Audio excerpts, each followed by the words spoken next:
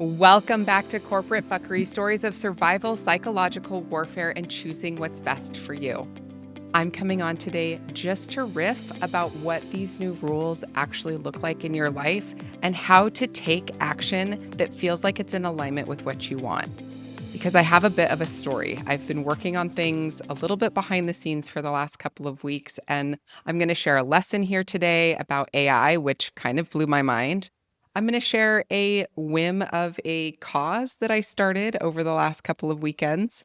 And I'm going to give you permission here today to step into a part of yourself that I know that you're craving. And the reason I know that is because I've been craving this part of myself too. And you're listening to this right now, and you're part of my community here because I strongly believe that those of us who are meant to shift our perspective, to make an impact in the way that feels like it's in most alignment with us, to leave it better than we found it, we find each other. And I know that you found me for a reason. So without further ado, you get me and all of my glory today. Let's dive in. So, one thing you may have figured out by now is I am a girl that follows my intuitive nudge. And I have talked long and I have shared on previous podcast episodes that my intuition wasn't actually something that I ever followed. In fact, I would ignore her at all costs and spend half of my day truly just trying to get her to shut the hell up so that I could focus on the thing that I was trying to achieve.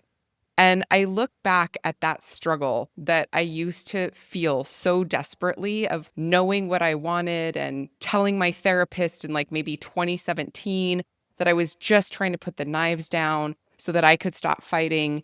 And when I look back now, I think, oh my God, the person I was actually fighting was just me.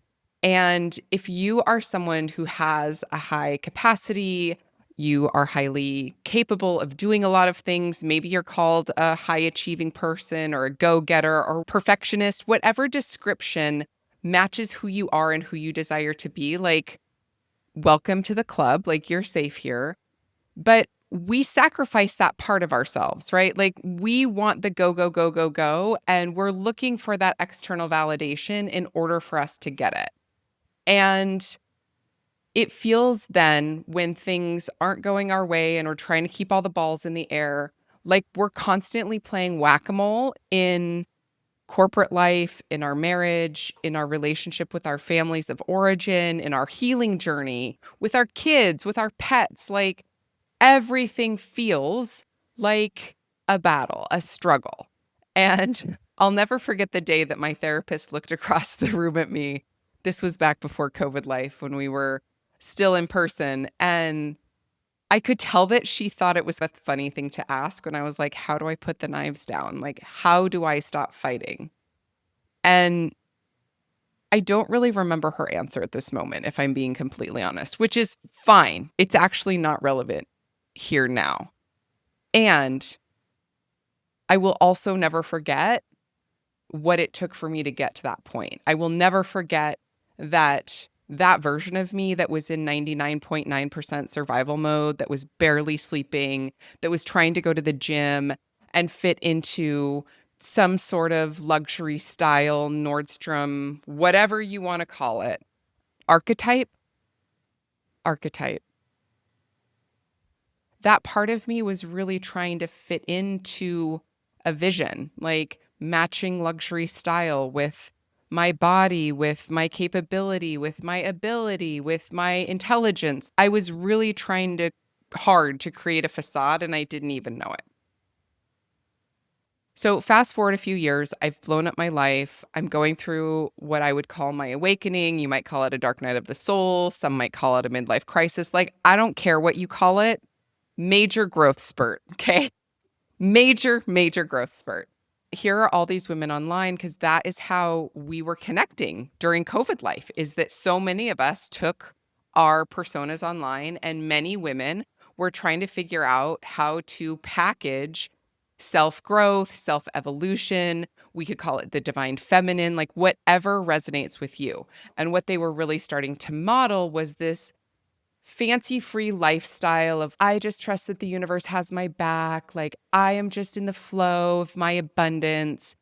And a lot of us, like me, who had subscribed to this model of hustle harder, do more, get to a better outcome, were enamored with the idea that there could be a model by which you would turn around and trust that the universe was going to deliver, that you could manifest. I mean, I can't tell you how many freebies I personally downloaded, me, who never really believed in this stuff, was finding myself wanting to believe that I could manifest $15,000 overnight. And I'm going to tell you a quick story here because I think it's hilarious. This tells you how desperate I, in fact, was.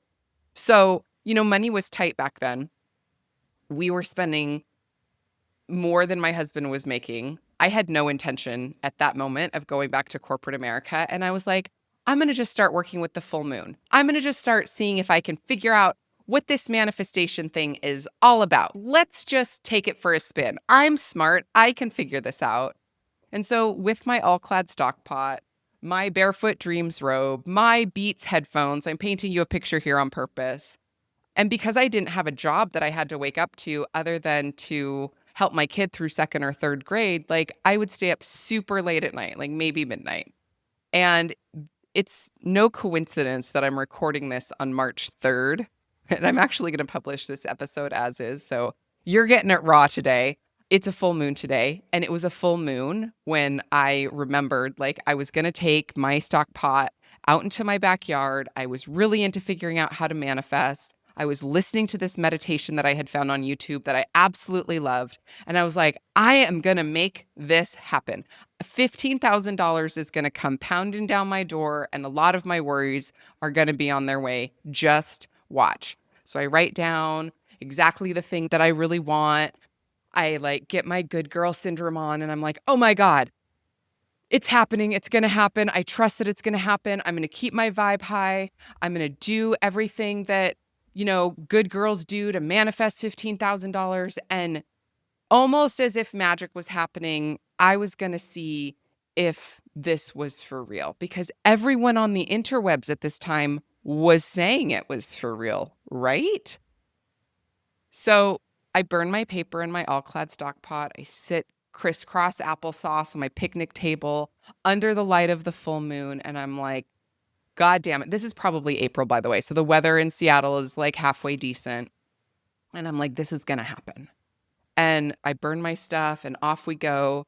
And what do you think happens? Abso-fucking-lutely nothing happens.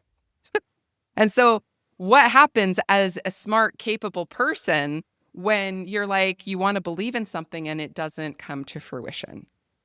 You stop believing that it's possible that way. And yet I didn't want to. So fast forward a little bit, and I'm going to go all in on my business. I had started doing astrological readings. I think I've mentioned on here before that it was almost like I was a duck to water when it came to learning astrology because, first of all, there's a lot of pattern recognition in astrology that most astrologers don't talk about. Yes, the energy shifts. Yes, it is different. But the 12 zodiac signs, the moon cycles, there's a pattern there that is helpful once you see it. And I was starting to understand that the cosmic tides of people's lives were actually something that was really helpful to help them see their past as this thing that was divine for them, right? Like it was on purpose. It was it was by design. And not many people want to hear that. So if you just heard that and you cringed a little bit, my apologies, because let me just reframe that I didn't want to believe in this either. But when you reach a certain point of over logicking your healing, your survival mode, like you're looking for answers in unconventional places. So I'm like, I'm going to hire a business coach and I'm going to figure out how to do this. And my mom was like, you got to get back to the boardroom and be the leader that I know you are, Lauren. And that was like offensive to me in that moment. Like she may as well have taken a dagger and stuck it in my gut because I was like, this has served me in such a positive way. But I would say still in that moment, regardless of the fact that I was trying to manifest, regardless of the fact that I wanted to believe this intuitive way of living was possible, I still had that logic hustle mode mentality on, which makes a lot of sense when you think about your subconscious mind, because in essence, I was programmed to perform like a monkey in a circus because I had been in corporate America so long. And to unwind those patterns takes more than one stint in the backyard with your all clad stock pot and your Beats headphones and a match and piece of paper. And I didn't recognize the patterning of my own life and my behavior and my habits at that point. So I hired this coach, and I would call her the Lamborghini of coaches. Now, if you've ever, and this is, I think, part of the rule for today, because again, I'm riffing here, like I just feel really activated by what I'm doing. And my hope here is not only to share that activation with you, but to also provide some insights as to how this new year, new rule works, which is we're going to start trusting our gut here more in 2026 because that's how we actually choose what's best for us. So I choose this Lamborghini of a coach. She was very, very expensive. And I will save for another episode, like how we have started to pay people and the trust quotient online has gone down significantly. And sadly, I have felt the impact of that in my own online business. But again, a conversation for another day. And I was like, she's going to be the silver bullet to help me through all the things, yada, yada, yada. And I was like, I'm going to sell astrology. And she's like, great, I'm going to help you sell astrology. And so I worked with her probably for close to a year. And let's just say it didn't really go as planned. I learned a lot. It was my introduction to rapid resolution therapy, which was the first subconscious change technique that I had ever been exposed to. And truly, it helped me understand and clear a lot of my PTSD from the identity crisis that was the result of leaving Nordstrom the way that I did. And it was also a brand new way of thinking that healing doesn't have to be this like down in the weeds, I'm suffering, I have to feel it to heal it. Like it was a completely refreshing way to reframe parts of your life that I truly believe a lot of society doesn't support, which is what makes the techniques that I know so revolutionary because they are not common practice. And that also has made them a little bit challenging to sell, although I'm not buying fully into that idea. And I would say by the time I was done working with this designer Lamborghini coach, I still didn't fully trust my intuition. I would tell you when I started that I trusted my intuition that I needed to work with her. And I would tell you when I left her that I had hired her because I was a very lonely woman just trying to figure it out. So, did my intuition like pull one over on me? Maybe. But it got me to a path that has brought me to this place. And for that, I am super thankful for. So leaving her, and I think that was 2022 ish, I was super lost. I had no idea really what I was going to do. I was back working at Microsoft as a contractor at this time. Again, I had gone back kicking and screaming. But of course, this coach was like, hey, go back and get a job because that was going to help her get paid if I had some steady income because it wasn't coming from my business at the time. I just reflect that like part of probably a 2-year cycle was really focused on figuring out like how to lead with intention, purpose, how to trust that my gut knew what was best for me.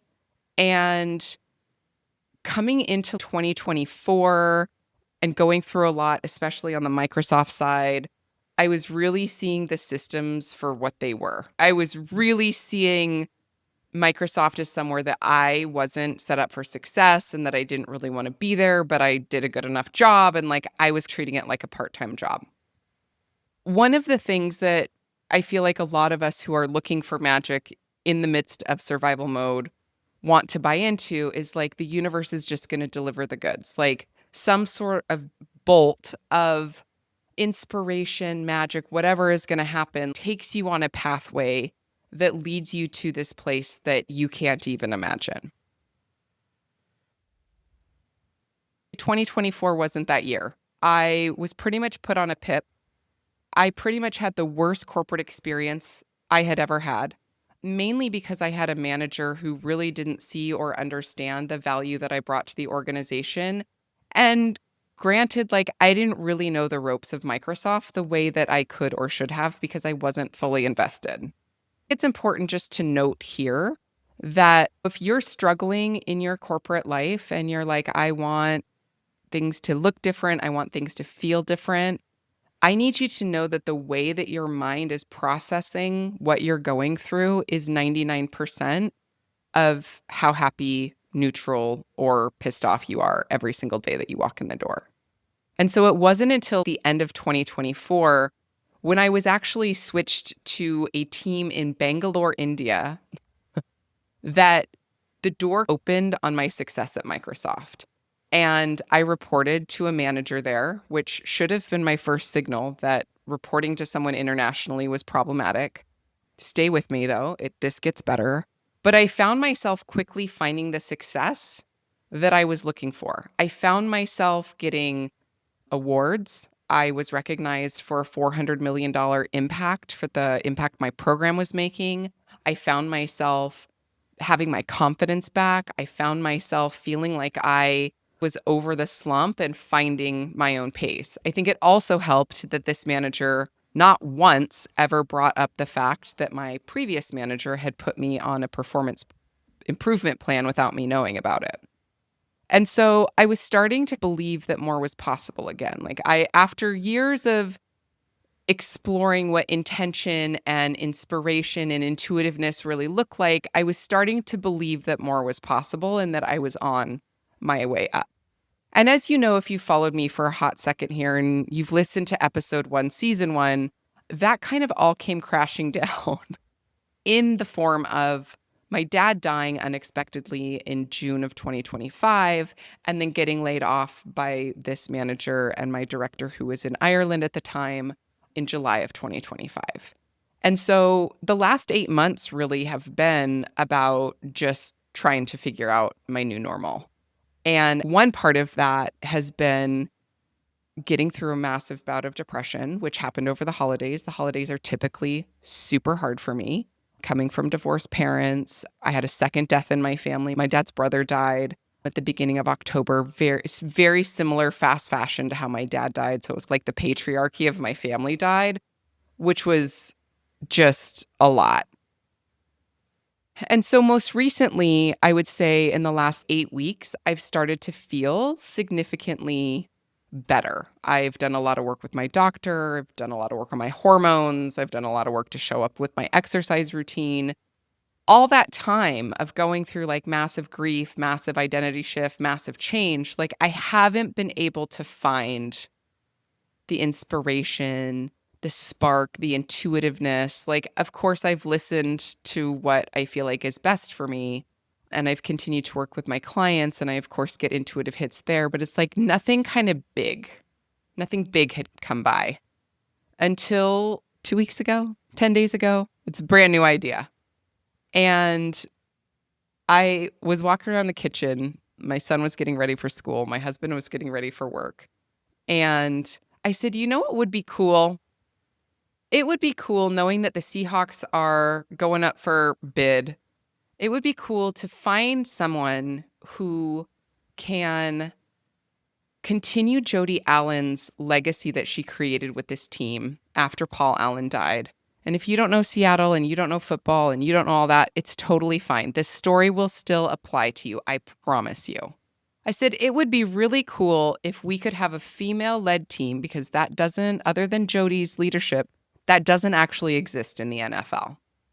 And it would be cool if we could figure out how to have a fan ownership model. Because if you have met what we call here in Seattle a 12th fan, which is the 12th man of the football team, is known as the Seattle Seahawks. We actually pay, keep me honest here, University of Texas, who owns the 12th man, like they have it trademarked. I wonder if I could figure out how to do that. And so my intuitive hit came through of, I wonder if I could figure this out. Now, I know how crazy that sounds. Like, I am very, very well aware that sounds bananas, that I would have any sort of time or place to figure out how to bid on an $8 to $11 billion team. But I'm like, why not? Like, Why not see how far we can take this? And what was funny is my son and my husband were both sitting at the table when I said this from the kitchen, and neither of them were like, don't do that. That's a horrible idea. Are you crazy? Like, I actually got a pretty neutral, if not positive response. And I would just like to say, thank you for that gift, because when people say crazy visionary things, the first thing, as I've learned, especially on TikTok in the last 10 days, the first thing that people want to do is shoot you down. And so this idea marinated, and it was kind of the same idea as starting this podcast. And I guess that's the next best example of following my intuition is I get this idea and then I let it marinate for about 24 hours because I want to make sure that the signal is strong. So I let it marinate for about 24 hours. My husband and I decide that we're going on our annual weekend away where we plan out all of our goals to get aligned with how we want our year to go. So that had already been in the works. We left either that day or the next day.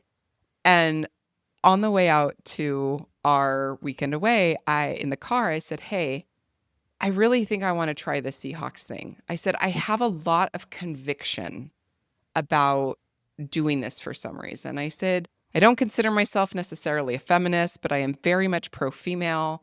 I'm all about breaking glass ceilings. I'm all about positioning. And I just think for the Seattle model of fandom, that it would be an amazing feat, even just to have a conversation to see if there was appetite for this kind of model in Seattle. And again, he was like, we can talk about it. And so we get to our destination and we're talking about how it might work. And he pulls out his Claude AI tool. Now, I know y'all know that I am fluent enough in AI that I can hold my own. I have a very significant background in improvement, and my work at Microsoft towards the end really was I was creating agents. I was exploring what AI models within an enterprise workspace would look like. And I was curious about how to implement this to make life a little bit easier around the walls of corporate life. And what I wasn't aware of is how my husband, who is an engineering executive, how he was using the Opus modeler to help him build an app for his CTO role that he has for domestic abuse survivors. And he gave me like a front row seat of how quickly and easily it is now to build a website, to build an app, to do internet research. Now, a lot of those things I already knew how to do, but it was like AI on steroids through the lens of an engineer. And a couple of things here, just as a sidebar. Number one, engineers are still needed to make useful AI insights and design useful engineering outcomes. I could never have designed, I don't want to say never. It would take me a hot minute to design what my husband designed in probably 2 or 3 hours.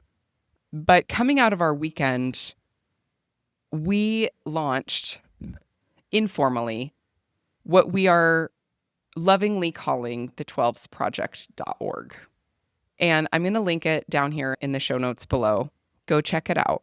But essentially, it's a pitch to the fans, to Jody Allen, to Melinda Gates, both of which I have reached out to in the last 10 days here to see if there's interest or appetite in a female-led bid that would include a partial fan ownership. Now, before you come at me and you're a football fan, I need you to know, number one, no, we cannot follow the Green Bay model of 100% fan ownership. That happened in like the 1920s and they got in there through a loophole.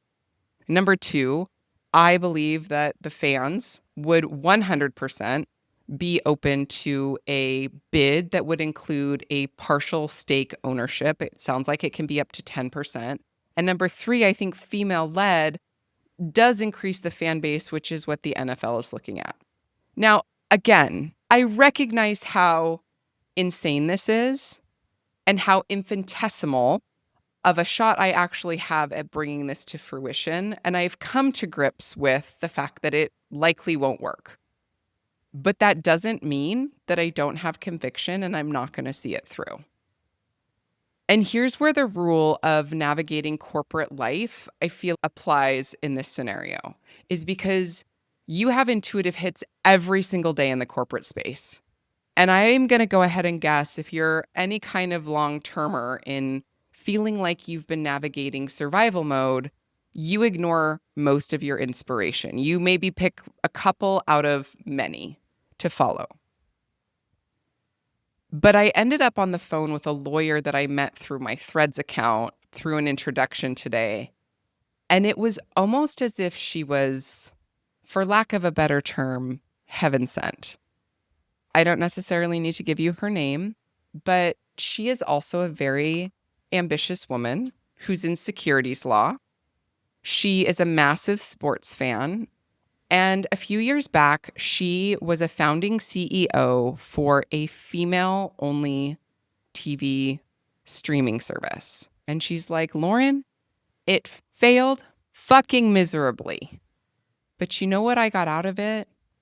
Was an experience that I won't forget.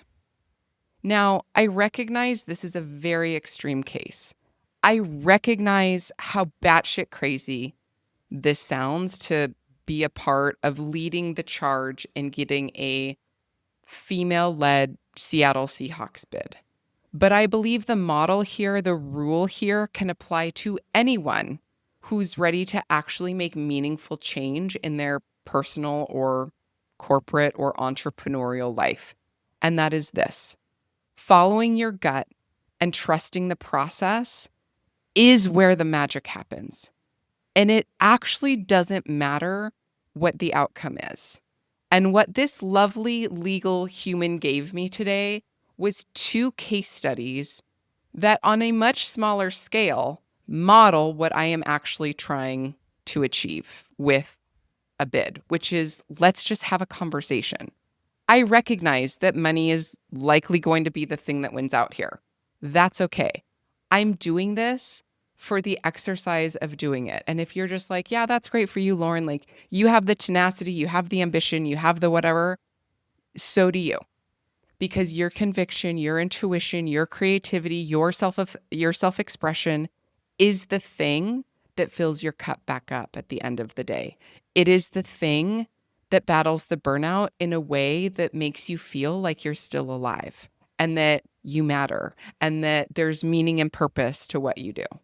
So I wanted to hop on here today and riff with you, share a little bit about following an intuitive hit that, again, I recognize sounds batshit crazy, and to inspire you to follow the thing that seems unreasonable and trust the process of where it's going to lead. Because every course out there that wants to sell you intuitiveness or learning how to trust yourself requires 2 things that I can share here at the end of our episode together. Number 1, that you listen to the intuitive hit when it comes down. If you don't know how to do that, send me a DM, send me an email. I will help you through that. But I know you know what that physical sensation, that idea, those butterflies in your gut, like this is where all the clair auditory, clair, there's the 5 clairs. And again, I'm just here riffing with you today. I'll include them down in the show notes. But those little transmissions, those little what they call glimmers, are your highest timeline calling you to seek them out. Number 2, this is where detachment comes into play, of detaching from the outcome that you actually want and just getting in line with, what am I trying to figure out here? What are some of the aligned actions that I can take? How can I show up in the belief that if I follow this, something amazing is going to happen?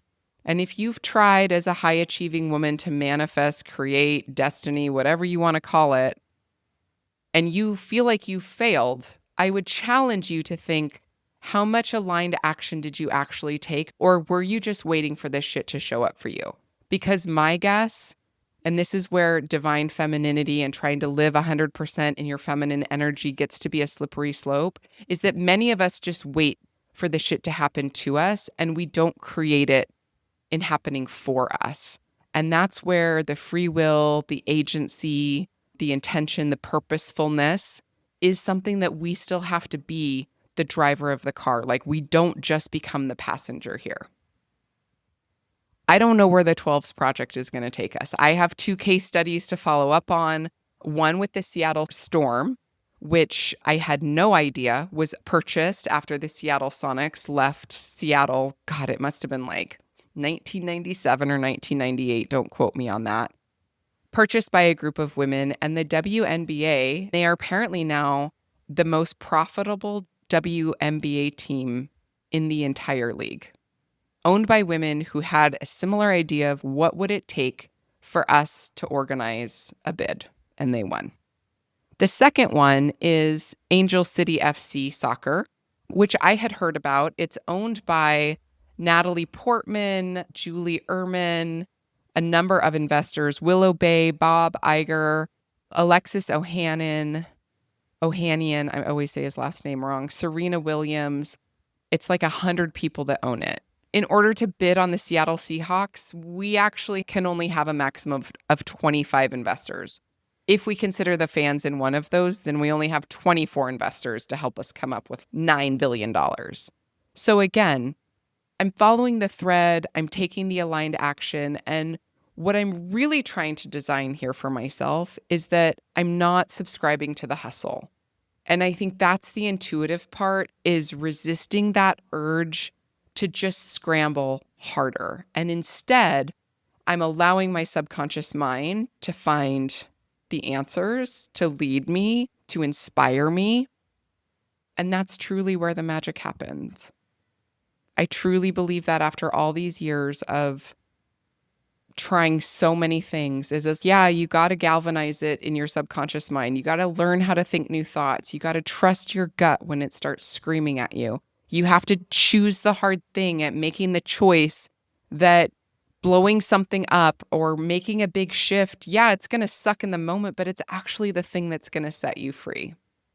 I know I missed last week's episode. I'm going to drop this here today on 3/3, which just feels delicious. I invite you to look around your life and see where your actual inspiration lies. And I invite you to start listening to that inspiration, because it's the path that shows you not only what you're made of, but shows you where you need to let go of the things that feel the heaviest. And letting go doesn't mean necessarily blowing up. It means shifting your perspective and your relationship with the meaning of that thing in your life so that it doesn't have such a chokehold on you. Thank you so much for being here today. Look, I riffed for 30 some odd minutes. I will be back soon with the rest of the rules for season 3, New Year, New Rules. Go forth and find your inspiration even in a small way. This is Lauren DeGolia. This is Corporate Fuckery, and I will see you soon.